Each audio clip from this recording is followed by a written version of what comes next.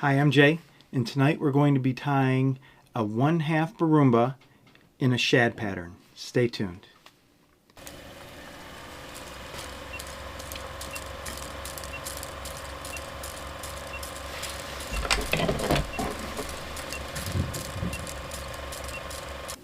Before we get started, just want to remind everybody to hit that subscribe button. We're making our way towards 500 subscribers, which isn't that big of a deal in the grand scheme of things, but I'm terribly thrilled about. When we hit that 500 mark, I am planning a random drawing from the subscribers list. And what we're going to do is have sets of jigs tied specifically for the type of fishing you do.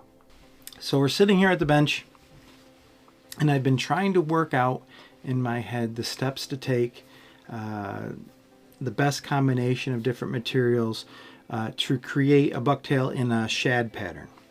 Initially, I began thinking about how to go about putting a round circle on the bucktail itself, very similar to using a marker to stripe the bucktail like we would do with a perch pattern.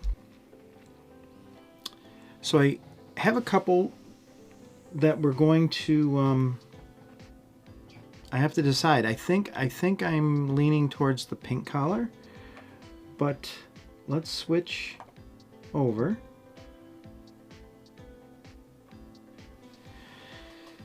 So here's the head, and like I said, this is just a 1/2 Barumba. It just happened to be the heads that I had painted originally for this when I actually began thinking about this pattern a few years ago. Painted the heads and kind of squirreled them away. Had a whole bag full painted up and just put them away at the end of the season a couple years ago and never really went back to them. So here are two heads that I'm thinking about. The first one is the original idea. I'll just put in the vise just so we can look at it quickly. And I'm using a light pink, kind of a baby pink thread for the collar, which matches the pink eye.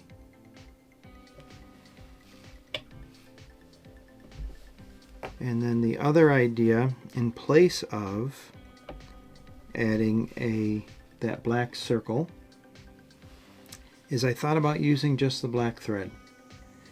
It does, there is a bit of separation. The head is white and then you got this great big area of black. So I thought that would be a good representation maybe of that circle. We know it's not, but it represents what the fish is looking for when looking at shad. Let me put this in the vise upside, right side up. If that looks any better. I ended up going with a crystal flash. This is number 15. It's a black crystal flash, and I think it really represents what I had in mind thinking about using the peacock herl. Let's tie up a couple to see how it looks.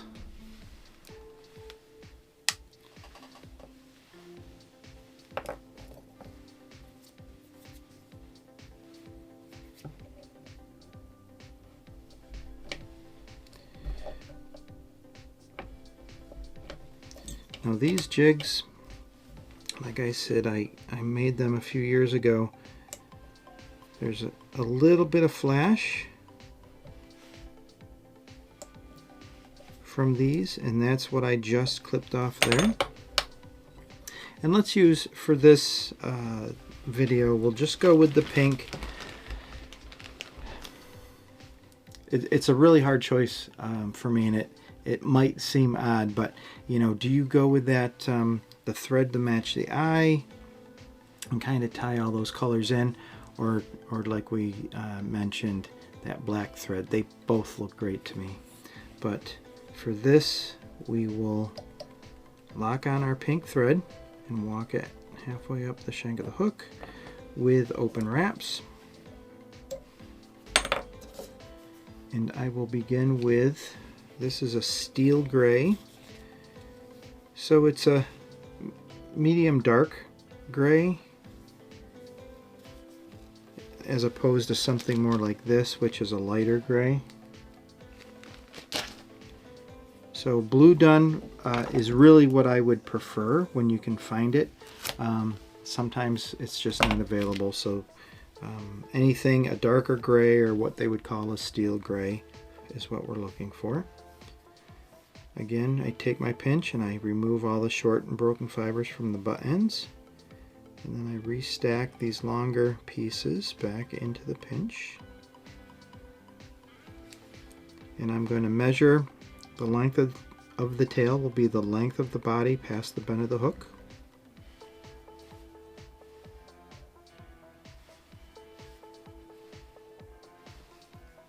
Once I switch my grip one last time, this left hand will stay tight through the entire process.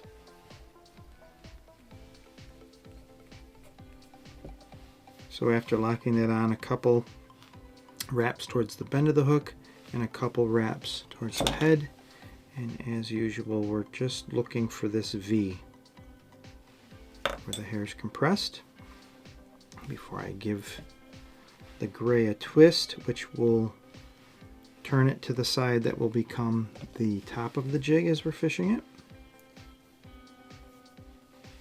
And for the white, I'm using a natural white undyed tail.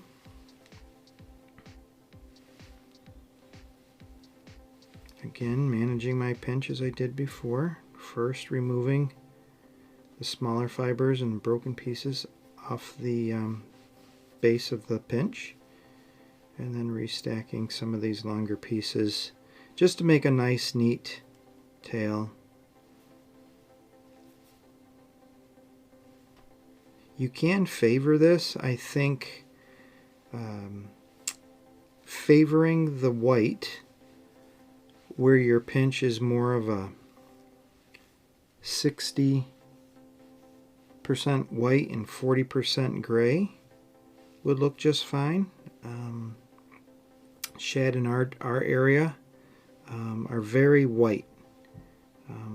When you see them swim by, especially when we're trout fishing, you see a great big shadow come at you. Looks like you think it's a carp until you see that profile and that black dot. So we'll again measure this against the gray so they're the same length. Switch my pinch one last time, keeping this tight.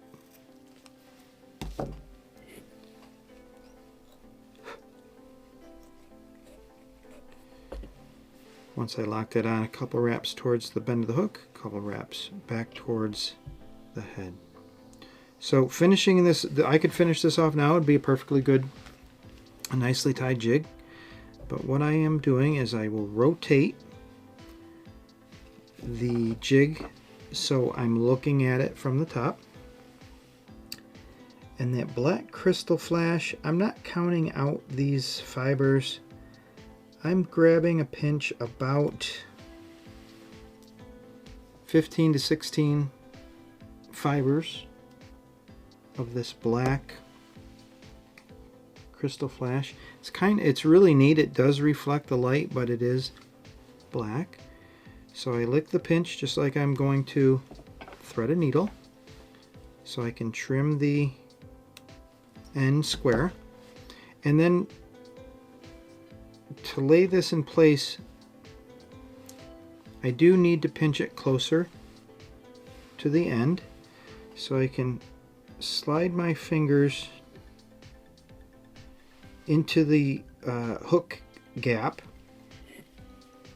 to align this right in the middle of the head, so it's in line with that black spray, or the spray paint that's on the back. So it's right down the middle along the back. I'll turn the jig back around as normal and finish off this collar. And I think this pink is actually a 2/0, so I had to do a little bit more wrapping than normal. This thread is just a regular Gudebrod 2/0.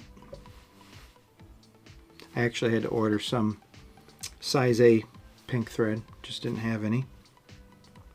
Now I might change my mind because that black one looked pretty good.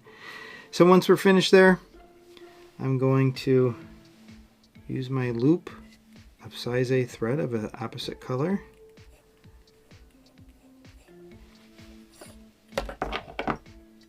Locking that on by walking my threads back towards the center of the collar and then back to the head, where I can snip my thread and put the tag in through the loop and pull it through.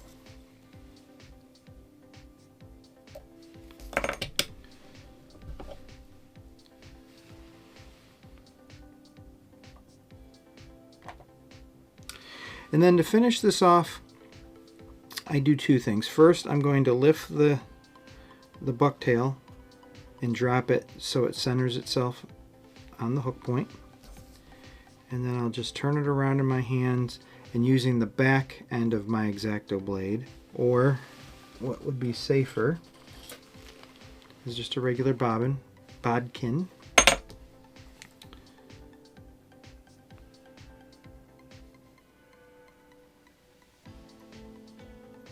And I just separate the Krystal flash and kind of half and half on each side. This is a little long for the way I like to leave the tail.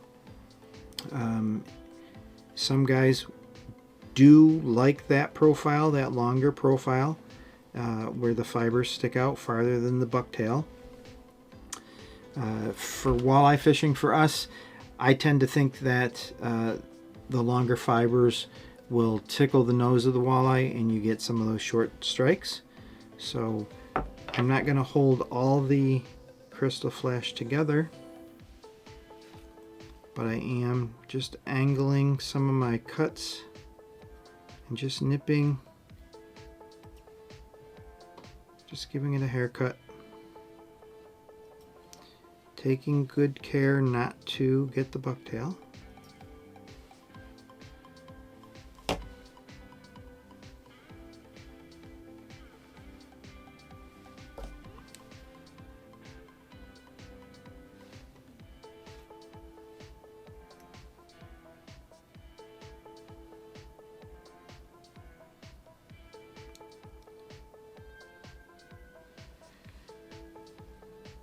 Very nice.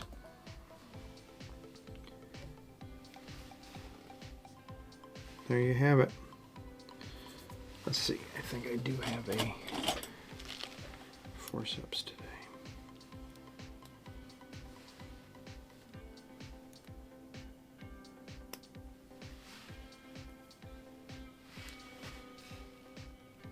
What do you think? You think that looks really good? I bet you it will fish. Fantastic. So that's a new pattern. I was just thinking of a good way to represent a shad.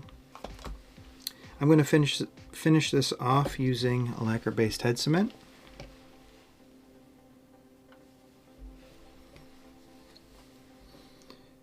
Slightly thinned so it does soak into the fibers of the thread.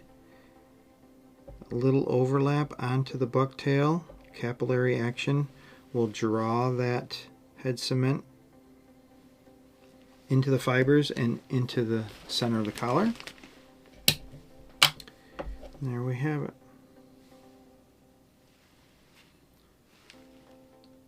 Nice looking jig. If you enjoyed what we did here today, go ahead, add some comments down below. As always, like and subscribe so you don't miss any new content. Keep tying, and until next time guys, tight lines.